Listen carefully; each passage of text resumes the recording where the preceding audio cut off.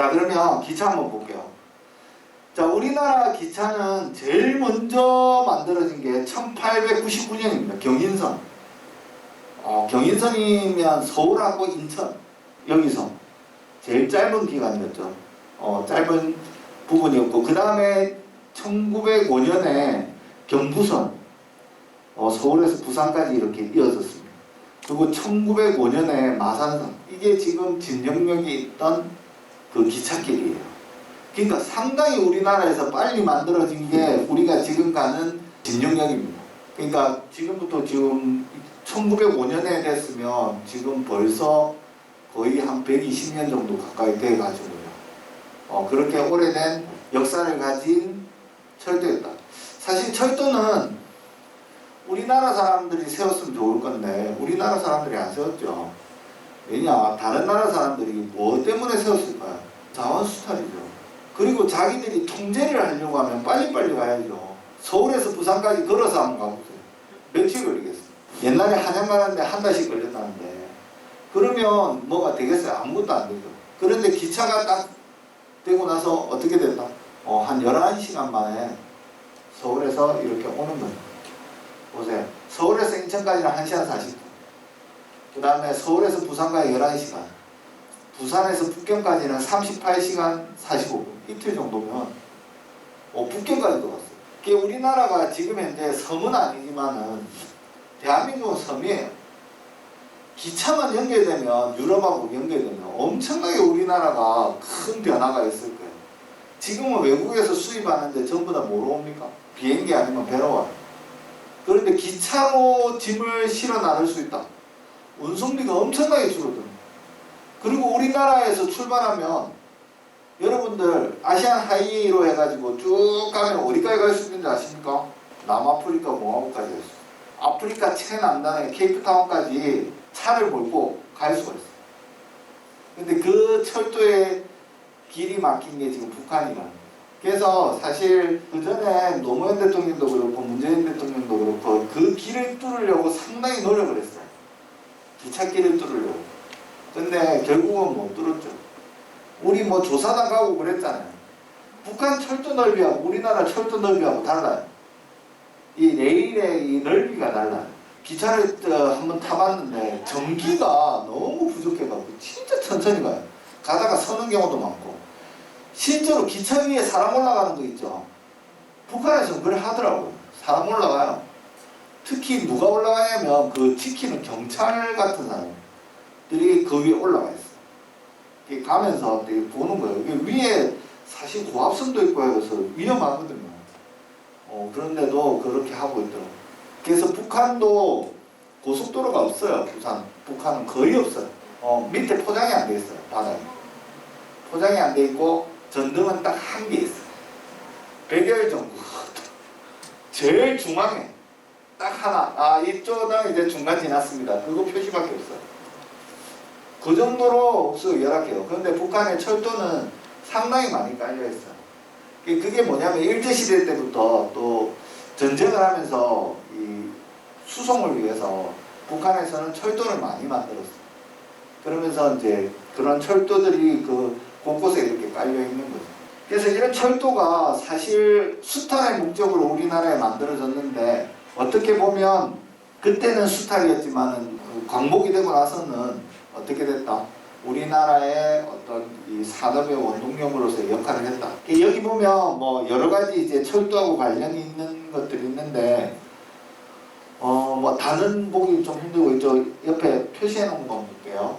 자, 1999년도에 경인선 처음 만들어졌고요. 그 다음에 1905년도에 경부천선이 만들어지고 그 다음에 1905년도에 마산포선, 이거는 군용철이죠. 그러니까 이 마산포가 경전선, 지금 경전선이 어디냐면 부산에서부터 어디까지 갑니까? 전주까지 가요. 그러니까 순천을 지나서 광주를 지나서 전주까지 올라가는 걸 경전선이라고 하는데, 그렇게 하면서 1907년도에 이제 진정역이 완전 만들어진 거예요. 그러니까 지금 진정역이 만들어진 지 상당히 오래됐죠. 100년이 넘었습니다. 그리고 1923년도에 이제 경전선, 진주하고 삼당진 개통을 하고 1968년도 이제 완전 진주하고 순천은 그때 끊겨 있었어요. 왜냐하면 진주하고 순천 사이에 어디 뭐가 있냐면 하동이 있거든요. 섬진강이 있고 지리산이 있기 때문에 이게 넘어가기 힘들었어요. 그게 1968년도에 완전 연결이 되면서 이제 진주 순천간이 연결이 된 거죠.